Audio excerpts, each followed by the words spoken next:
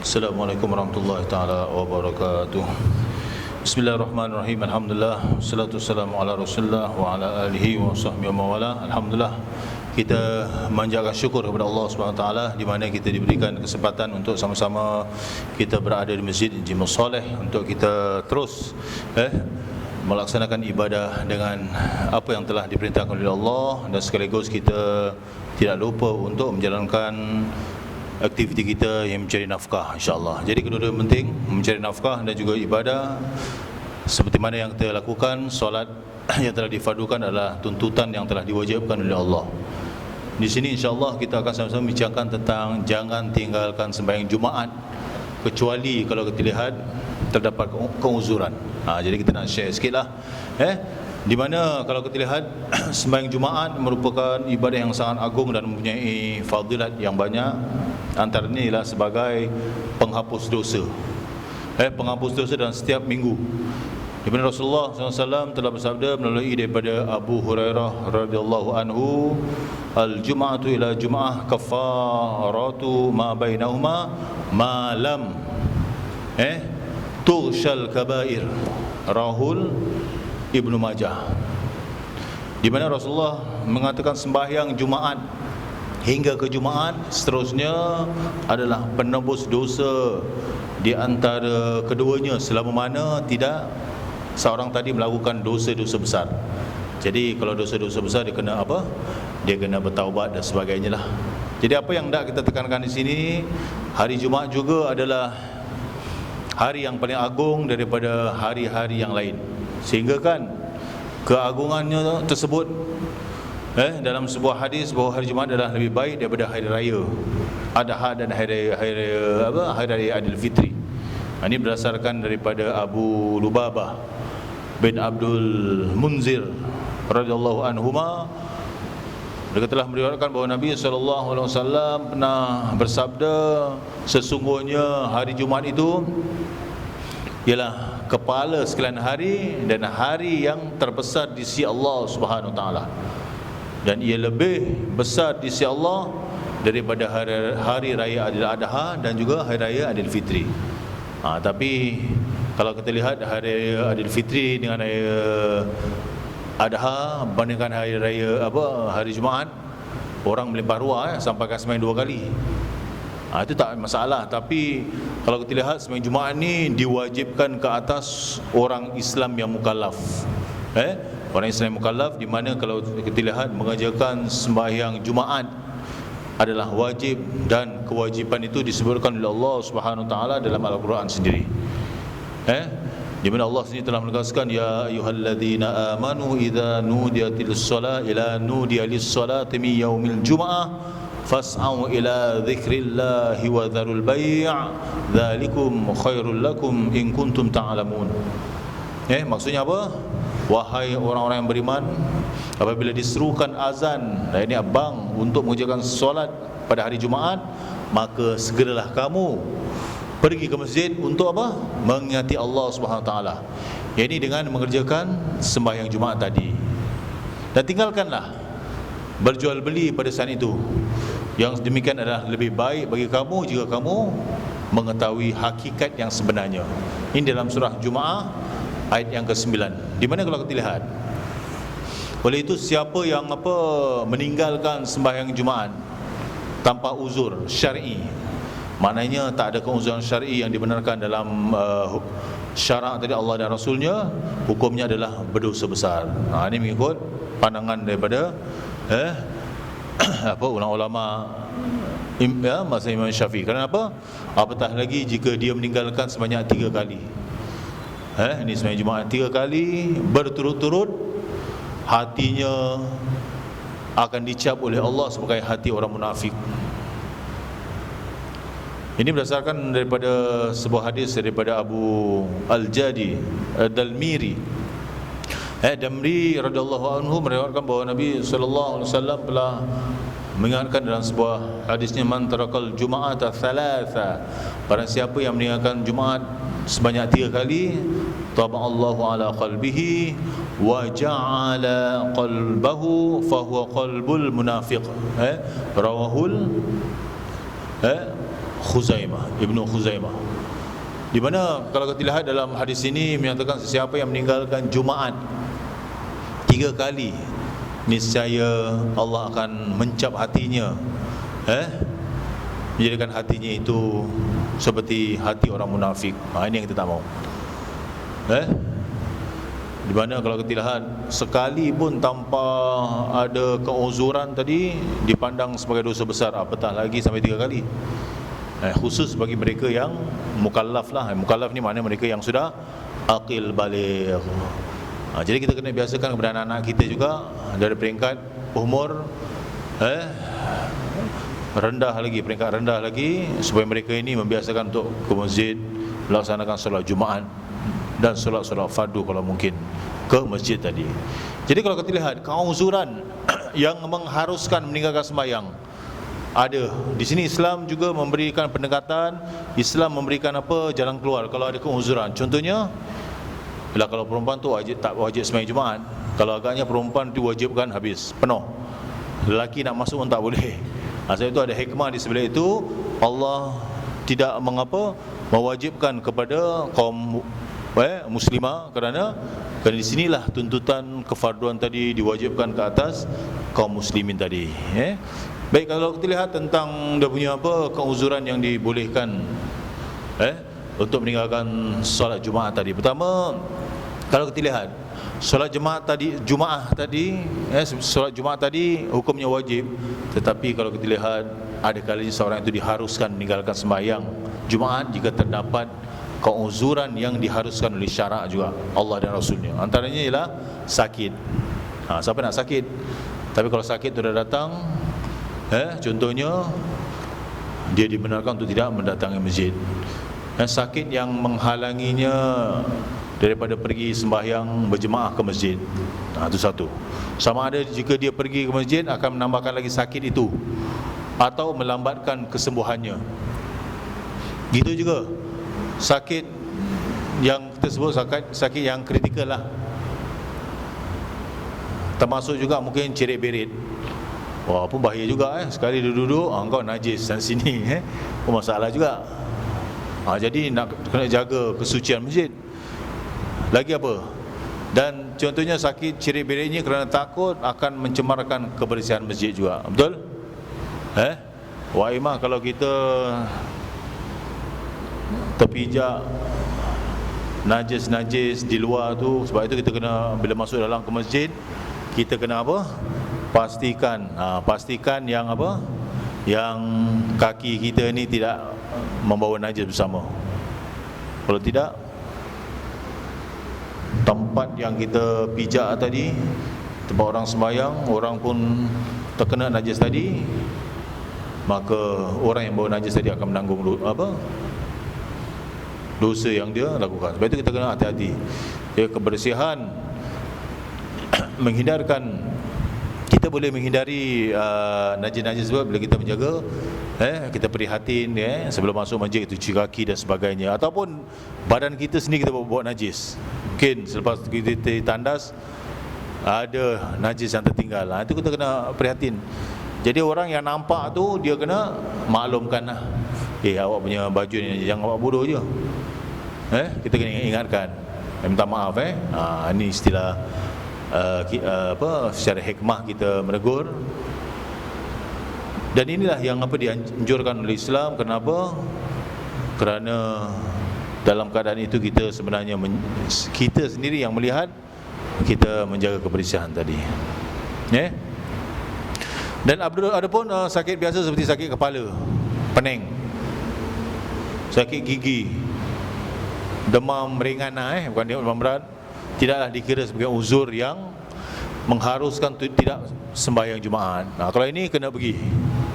Tapi kalau dia sakit yang demam yang amat sangat, kalau bangun je dia boleh pingsan, itu adalah keringanan untuk dia tidak sembahyang Jumaat di situ. Dah ada keuzuran. Yang kedua, orang yang musafir. Orang yang musafir yang sedang dalam pelayaran yang diharuskan selama dia tidak berniat untuk bermukim atau menetap pada suatu tempat dalam tempoh 4 hari atau lebih. Sebab ini berdasarkan hadis Rasulullah SAW, la jum'ata ala musafir. La jum'ata ala musafir maknanya apa? Tidak wajib musafir ke atas, tidak wajib Jumaat ke atas orang yang musafir. Ini hadis riwayat Imam Baihaqi. Tapi jangan pula ambil kesempatan bila nak hari Jumaat je musafir. Itu Allah tahu. Ambil kesempatan pula. Dia pergi mana? Air hitam. Dia pergi mana? Tapi kalau kita cakap tentang masjid di Malaysia, kita tak bimbang kerana di mana-mana ada masjid. Nak dengan tak nak saja. Itu kelebihan. Akan tetapi bagi orang yang baru hendak memulakan musafir tadi atau pelayaran tadi pada hari Jumaat, sebelum tergelincir matahari, tergelincir matahari terbenam, tidak harus bagi mereka meninggalkan sembahyang Jumaat. Dia kena sembahyang Jumaat. Belum pergi lagi, babe. Belum berangkat lagi. Contoh orang yang nak pergi ibadah haji, dia belum berangkat lagi. Tapi kalau dia kena tunggu di airport 2 jam sebelum keberangkatan, mungkin dia terpaksa kena sembahyang zuhur. Tapi kalau dia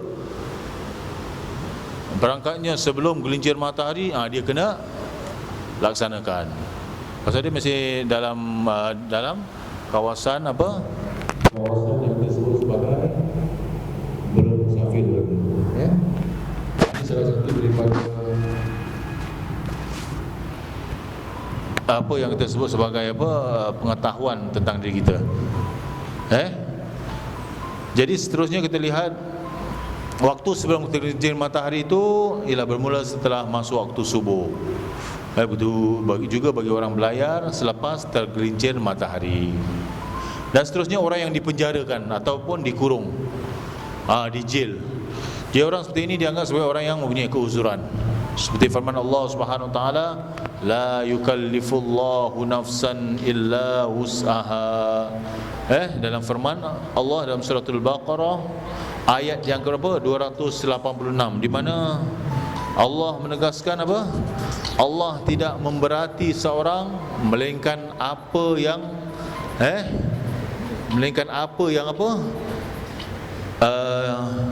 terdaya baginya. Ini bagi mereka yang. Tapi sekarang kalau saya pernah diundang menjadi imam solat Jumaat, pun ada ruang bagi inmate ataupun tersebut sebagai banduan-banduan ni solat berjumaat. Malahan tak cukup ruang ini ni. Kalau ruang ini ni saya fikir berapa kali tahu? 4 kali punya besar. Cuba bayangkan. Macam masjid masjid, kalau kita pernah pergi masjid-masjid yang besar-besar lah. Banduan-banduan pun kena sembahyang Jumaat. Kecuali kalau dia tak nak. Tapi dia akan kalau dia mengaku dirinya sebagai seorang Islam, dia kena sembahyang Jumaat. Malahan bila saya berada di sana sembahyang sebanyak 2 kali sembahyang Jumaat. Itu dia. Ini salah satu daripada InsyaAllah lah kalau penjara di Singapura lah. Kalau tak tahulah di negara orang-orang Islam atau ada juga dia punya ruang untuk sembahyang Jumaat, insyaAllah. Sibuk kerana menguruskan mayat yang ditakuti jika dilambatkan dan akan menyebarkan mayat tadi menjadi busuk. Itu juga ada keringanan. Tidaklah disyaratkan orang yang menguruskan jenazah itu terdiri daripada ahli keluarganya seperti anak dan saudaranya lah. Adapun orang yang hadir selain daripada orang yang menguruskan jenazah itu tidak dikira sebagai orang yang mempunyai keuzuran. Jadi orang yang tak megang mayat, kau jangan sibuk juga. Kau cuma tunggu je, kau kena sembahyang. Ini tidak, dia pun tak sembahyang. Yang mati dah tentu mati, amalannya tak dikira. Tapi yang hidup ni kena meneruskan penghidupannya dengan mengerjakan apa yang diperintahkan oleh Allah Subhanahu Wa Taala. Inilah yang kalau kita lihat. Malahan kalau kita ni mungkin dalam perjalanan tiba-tiba nak pergi sembahyang Jumaat ni, kita melihat ada aksiden, kita wajib membantu, kita wajib menolong, menguruskan orang yang cedera tadi. Tapi kalau binatang Anjing pula yang kena langgar, macam mana pula? Walaupun makhluk Allah, kalau kita mampu bantu-bantu. Lepas tu sertu ke apa lah. Yalah, kalau kita tak kena dia punya saliva-nya lah. Jadi maknanya di sini Islam memberikan kelonggaran. Bukan kita terlalu rigid, tapi hingga melihat bila suatu darurah datang, keperluan tu datang yang perlu kita bantu, kita kena bantu juga. Kita tak boleh meninggalkan satu la dirara wala dirara, tidak ada kemudaratan bagi yang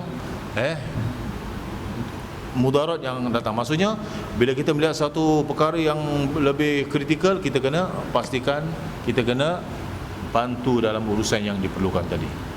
Contohnya yang saya sebut sebagai apa? Sebagai aksiden tadilah, contohnya lah. Atau kita nak pergi sembahyang, ada orang buta jalan, dia nak masuk laut atau longkang, kita kena bantu. Dia tak boleh, tak apalah, kau nak jatuh-jatuh, aku nak sembahyang, tak boleh. Wa imma kalau terjadi ketika kita lagi sembahyang Jumaat ni, sekali sebelah kita terus pengsan, kita dibolehkan juga untuk membatalkan sembahyang kerana nak selamatkan nyawa hamba Allah tadi. Contohnya dia kena heart attack, ada juga bukan dada gini terus jatuh, kita mungkin buat CPR ke apa, angkat ke tepi ke apa. Jadi jemaah yang ada situ, walaupun dalam lagi sembahyang ni, kerana nak membantu saudaranya yang dalam keadaan kritikal tadi, dalam Islam tu memberikan ruang untuk membantunya. Kita tak boleh buat bodoh. Kita cakap tak apalah, aku pun nak sembahyang fardu, sorry. Inilah yang kalau indahnya Islam tadi. Mudah-mudahan kita dapat mengamalkan nilai-nilai ini menjadi insan yang manfaat kepada orang lain, insya-Allah. Bukan saja kita ibadah untuk diri kita, tapi ibadah yang kita kerjakan ini untuk manfaat juga kepada orang lain. Kita mengajak orang lain untuk melakukan kebaikan. Itu yang kita nak. Dan untuk mendapatkan manfaat tadi, kita lihat ulama-ulama yang terdahulu seperti imam-imam besar, mereka contohnya lah dapat menguasai bidang-bidang ilmu hingga manfaatnya kepada kita semua. Salah satunya nanti kita akan bincangkan pada Jumaat ini tentang seorang ulama yang bernama Al-Khawarizmi, seorang ulama besar daripada Uzbekistan. Dengan adanya dia memberikan pendekatan tentang matematik, geografi dan juga astronomi, manfaatnya bukan kepada umat Islam, tapi yang bukan Islam juga bermanfaatkan. Ini salah satu ulama yang begitu terkenal pada zaman kecemerlangan, dan matematik itu termasuklah angka kosong, zero, dan mereka gunakan decimal. Kalau tak ada ini semua habis. Kita komputer sekarang, iPhone sekarang tak boleh gunakan. Ini kehebatan ulama terdahulu. Mereka menyediakan menyumbang kepada jalan Allah, tapi manfaat juga kepada orang lain, walaupun dia hidup pada tahun 230 berapa masih hijrah 200. Tapi hingga sekarang berapa tahun lagi? 1200 tahun manfaatnya sampai sekarang diguna pakai. Masya Allah. Jadi mudah-mudahan kita dapat manfaatkan ilmu dan juga sumbangan kita kepada orang lain, walaupun sekecil macam mana, so kita dikenang sebagai orang yang beri manfaat kepada orang lain. Bismillahirrahmanirrahim. Subhanakallahumma wa bihamdika, nashhadu an la ilaha illa anta, nastaghfiruka wa natubu ilaik. Sallallahu sallam ala sayyidina Muhammad walhamdulillahirabbil alamin. Taqabbalallahu minna wa minkum.